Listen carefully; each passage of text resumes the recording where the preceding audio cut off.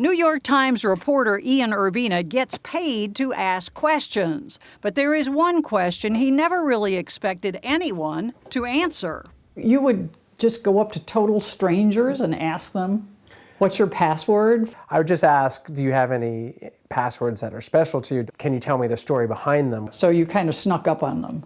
Yeah, I guess. He snuck up on strangers on airplanes, on parents at the playground. For 4 years, wherever he was, he would plead and cajole and usually get their secret password. What's funny is these people were really open and willing, sometimes even eager to tell me their full story and their password. One theory, people are so fed up with creating and remembering the things that revealing them feels a lot like revenge. I call them digital nudists. You know, people just disrobe and say, okay, I'm so sick of this, here's my password. What is it about passwords that elicits this feeling of, you want to take the computer and throw it out the window? We deal with them so frequently, and it's so frequently a frustrating experience. Frustrating, but apparently fascinating to Lori Craner, who is so into passwords, she designed a dress sporting some favorites. Gemini, Tinkerbell. A former chief technology officer at the Federal Trade Commission, she has written more than 15 scientific papers on passwords. She knows they're a pain. We have so many rules about how they have to be complicated and hard to guess, and then we're supposed to have a different one for every account we have. And clearly we can't cope. A CBS News poll found that roughly 1 in 4 people has to reset a forgotten computer password at least once a month. And we're not supposed to write them down, and that's just really difficult for people to deal with. And so the password process often goes, reset it, and then forget it. Even though we always tell ourselves, this one I will remember, because after all, this one is so clever. Chances are you won't, and it isn't.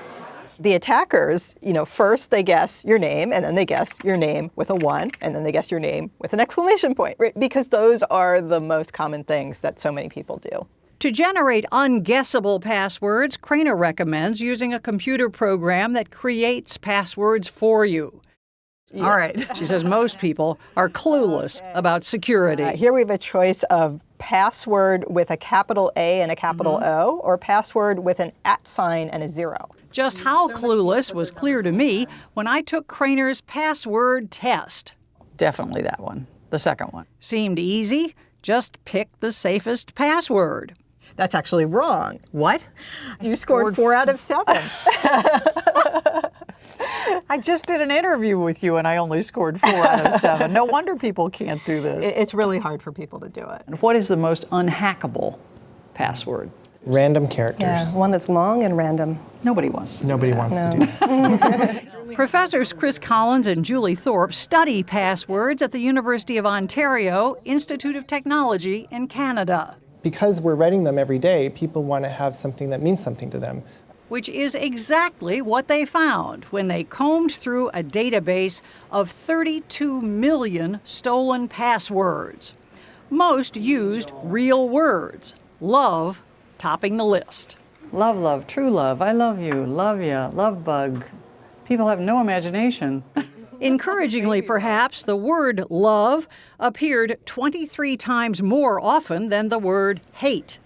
Other popular choices, baby, hot, girl, dog, and a few vulgar suggestions of something you could go do to yourself. We as humans, we don't sit well with randomized codes. I don't want to be known as JQ4 exclamation point. Right, it feels like an empty space. That's not my password. Duly noted.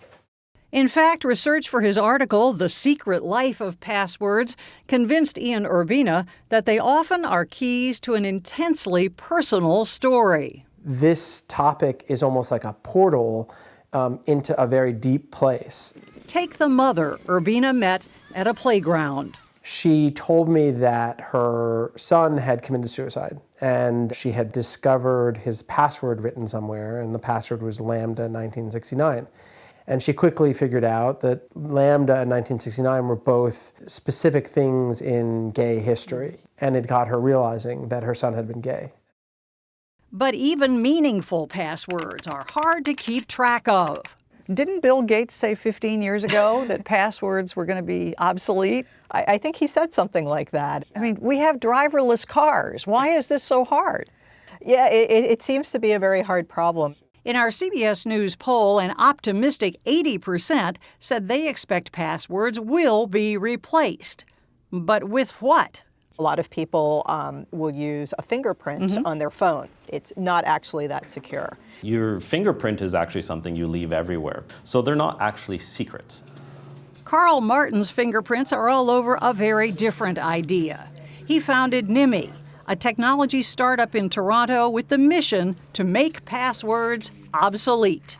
What we've discovered is that the electrocardiogram, so this is the heart rhythm, is a great way to identify people. The pattern of the rhythm is different for every person. Really? I don't think most people know that. But they soon will, he says. Martin's wristband uses your heart rhythm to identify you to your computer. Says, tap your NIMI band twice to sign in. So I tap, and I'm in. That's it? That's it. No passwords? No passwords. No remembering your second grade teacher's middle name? No complex secrets. It's just you and your wristband.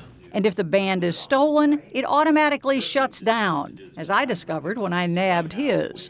So you touch it, and you're going to be there for a while because your ECG does not match my ECG. It's Susan.